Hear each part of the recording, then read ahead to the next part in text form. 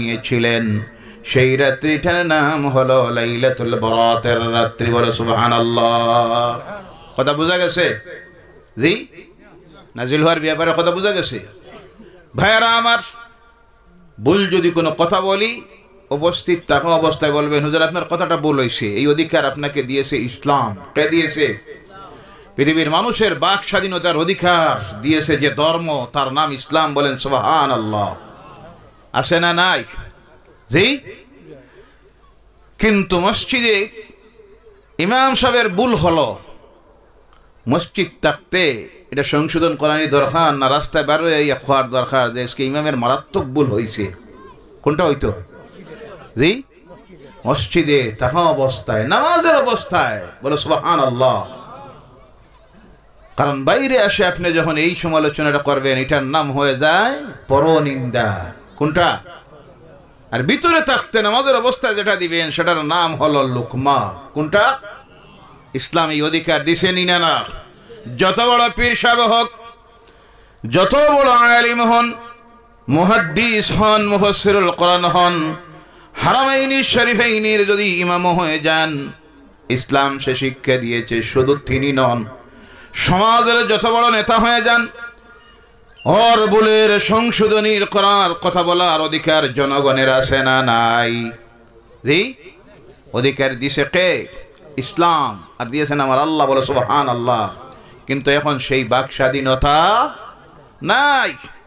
আপনি আজকে কিছু কথা বলেন না, ক্ষমতাসীন দলের বিরুদ্ধে, সরকারের বিরুদ্ধে তাদের ভুল ত্রুটি তুলে ধরে, হইতে পারে আল্লাহ না করুক সপ্তাহের ভিতরে আপনার বাড়িতে এসে হাজির হবে সিআইডি নতুবা সিবিআই। কথা ঠিক কিনা? জায়গা হইতে পারে জেলের ভিতরে। কথা ঠিক না? শুধু আমার দেশ না, গোটা বিশ্ব জুড়ে আজ চলতেছে মানুষের বাক স্বাধীনতা বলতে কিছুই নাই। ও আমার ভাইরা, এর জন্য বলছি ভুল যদি কিছু হয় পরে সমালোচনা করবেন না। এটা হলো মুনাফিকের পরিচয়। কার পরিচয়? আল্লাহ আমাদেরকে সেই রোগ থেকে হেফাজত করুক। সকলে বলেন আল্লাহুম্মা আমিন। এটা সাইলেন্ট করে দেন, সাইলেন্ট করে দেন। ওই যে মুরব্বীরে বলে দেন পিছনে যাওয়ার লাগি। আপনার রিসিভ করায় আপনার পাশের দ্বারা তারা ডিস্টার্ব হইব কথা বলতে গিয়ে। এর জন্য প্রয়োজন আছে, বিশেষ প্রয়োজন যদি হয় আমি অনুরোধ রাখি এরা পিছনে বসার লাগিয়া, আর না সাইলেন্ট করে দেন। কারণ আপনার এই রিসিভ করার কারণে পাশের 10-15 জনের ডিস্টার্ব হয়ে যাইব। আলোচনা শোনার দিক থেকে মন আপনার মোবাইলের দিকে চলে যাবে। এর কারণে হতে পারে এটা সওয়াব না হইয়া গুনাহ হওয়ার আশঙ্কা আছে না নাই? জি, গুনাহ হওয়ার আশঙ্কা আছে, কারণ আপনি ডিস্টার্ব দিতেছেন আল্লাহর কালাম কোরআনের আলোচনায়। এই জন্য বিশেষ প্রয়োজন যারা আছে, অনেকের বিশেষ প্রয়োজন থাকে, পিছনের দিকে বসবেন, সাইলেন্স করে নেবেন। যদি বিশেষ প্রয়োজনীয় কল হয় রিসিভ করতে বাইরে চলে যাবেন। আল্লাহ যেন তৌফিক দেয়। সকালে বলেন আল্লাহুম্মা আমিন। ভাইয়ারা আমার, আল্লাহ রাব্বুল আলামিন তার এই কালাম কোরআনুল কারীমকে প্রথম নাজিল করার সিদ্ধান্ত নিয়েছিলেন যেই মাসে, সেই মাসের নাম হলো রজবের মাস নয়, শাবানের মাস। কোন মাস? যে মাসটা সামনে আসতেছে। এরপরের মাস কোনটা? আসতে কইলা একটু জোরে কয় আলহামদুলিল্লাহ। বলেন আলহামদুলিল্লাহ। এই খবর পাইয়া খুশি না নারাজ? সব খুশি। জি, তাহলে আবারও জোরে বলুন আলহামদুলিল্লাহ। তো অনেক আছে মুনাফিক চরিত্রের, এই খবর শোনা মাত্র চিন্তায় পড়ে আল্লাহ বিপদ তো একবারে দাঁড়ো হয়ে গেল। আছে না নাই? জি, জোরে বলেন নাউজুবিল্লাহ। মুমিনের জন্য সবচেয়ে খুশির মাস, সওয়াবের মাস, ফজিলতের মাস, মাগফিরাতের মাস, রহমতের মাস, নাজাতের মাস। আল্লাহ পাক যেই মাসটাকে দিয়েছেন সেই মাসের নাম হলো রমজানুল মুবারকের মাস। বলে সুবহানাল্লাহ। সেই মাসে আল্লাহ একটা রাত্রি দিয়েছেন, যেই রাত্রির নাম হলো লাইলাতুল কদর। কোন রাত? কত তারিখ? জি, কত তারিখ? এই তো লাগছে। এই তো হইল সমস্যা আমাদের মধ্যে, যে এত দলাদলি, এত সমস্যার কারণ হলো ইসলাম না বুঝা। কথা ঠিক কিনা? জি, ওখানে কিছু বলছেন 27 তারিখ, অনেকে বলছেন 26 তারিখের দিন গে রাইত, আর কিছু কইছেন বেজোর রাইত। কয় দল হয়েছেন? 100 কদল লইয়া কয় দল? 3 দল। দেখছেন অবস্থা? তার মূল কারণ কি? ইসলাম না জানার কারণে, কোরআন না বুঝার কারণে, হাদিস না বুঝার কারণে। আমার রাসূল সাল্লাল্লাহু আলাইহি সাল্লাম বলছেন, রমজানের মাসের শেষ 10 দিনের বেজুড় রাত্রিতে তোমরা শবে কদরকে অন্বেষণ করো। এটা নির্ধারিতভাবে 27 তারিখের রাত্রি নয়, 21 তারিখের রাত্রি হতে পারে, 23 তারিখের রাত্রি হতে পারে, 25 তারিখের রাত্রি হতে পারে, 27 তারিখের রাত্রি হতে পারে, 29 তারিখের রাত্রি হতে পারে। এর জন্য প্রয়োজন আমাদের হলো সেই রাত্রির ফজিলত যদি পাইতে হয়, সব যদি পাইতে হয়, শেষ 10 দিনের প্রতিটি বেজুর রাত্রিতে আমরা আল্লাহর ইবাদত বেশি বেশি করে করব। কথা ঠিক কি না? জি, তো আমরা কিছু মানুষ এটা একারে নির্দিষ্ট মানাইয়া দিছি 27 তারিখের রাত। জি, বাকি রমজানের যে শেষ 10 দিনের তেরাবিও পড়ে না, আছে না নাই? জি, অপেক্ষা করে আল্লাহ। কিছু তো আছে তারা এখন থেকে অপেক্ষা করে, আল্লাহ তুমি যদি হায়াতে থাকো আর আমিও যদি থাকি, জি ইনশাআল্লাহ দেখা হবে শবে বরাতের রাত্রিতে, আছে না নাই?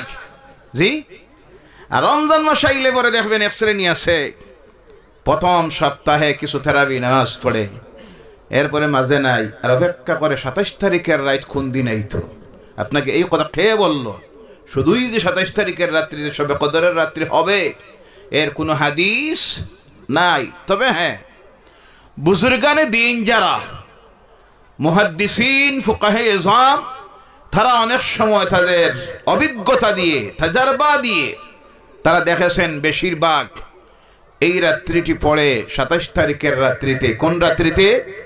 তাই বলে আপনি এটা দলিল দিতে পারেন না যে এই রাত্রিটাই শুধু 27 তারিখের রাত্রি। যদি সেই কথার উপরে আপনি বিশ্বাস করে নেন, তার বাকি বেজুর রাত্রিতে ইবাদত করবে না, আর হতে পারে রাত্রিটা চলে যাবে 21 তারিখের রাত্রিতে, 23 তারিখের রাত্রিতে, 25 তারিখের রাত্রিতে, 29 তারিখের রাত্রিতে হওয়ার সম্ভাবনা আছে না নাই? তাহলে আমরা এই মুবারক রমজানের মাসে বেশি বেশি করে আল্লাহর ইবাদত করব, নামাজ পড়ব। কথা ঠিক কি না? জি, কথা বলবেন, কথা ঠিক কি না? এটার অবস্থা আর আপনার অবস্থা যদি এক হয় তাহলে তো আর ওয়াজই নাই। ভাইরা আমার, অনেক আমাদের সমাজে মানুষ এখনো আছে যারা এখন থেকে মনে মনে নিয়ত করতেছে, আল্লাহ এই বছরের রমজান মাসটা আসলে পরে এক ওয়াক্তের নামাজ ছাড়ব না, একটা রোজা ছাড়ব না, একটা রাত্রি তারাবির নামাজ ছাড়ব না, তোমার নাফরমানির কোনো কাজ করব না। মানে এই মাসটা আসলে আল্লাহ সব করা শুরু করে দিব, সব ছেড়ে দিব। এর আগে কিন্তু আল্লাহর কসম নামাজ পড়ব। মাত বোঝা গেছে? এমন আছে না নাই? জি, আছে না নাই? এখনো নামাজ পড়ে না, মদ সুদ গাঞ্জা আছে না, আল্লাহর নাফরমানি সব কিছু তিনি মজ্জিত। আর জিগায় অনেক সময় জিগায়, হুজুর রোজা কেমন বাকি? এবছর নিয়ত করছি রোজা আইলে এক ওয়াক্তের নামাজ ছাড়তাম না। নাউজুবিল্লাহ বলেন। সেই রমজান পর্যন্ত আপনি আমি এই পৃথিবীতে থাকবো, এর কোনো গ্যারান্টি আছে? আল্লাহ প্রত্যেকের হায়াত দেখ, সকালে বলেন আল্লাহুম্মা আমিন।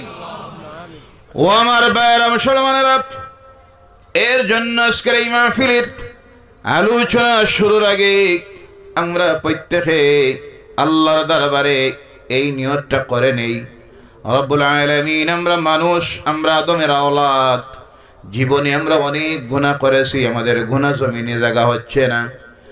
জানিতভাবে করেছি, অজানিতভাবে করেছি, ছোট গুনাহ করেছি, বড় গুনাহ করেছি, শিরকের গুনাহ করে নিয়েছি, বিদআতের গুনাহ করে নিয়েছি।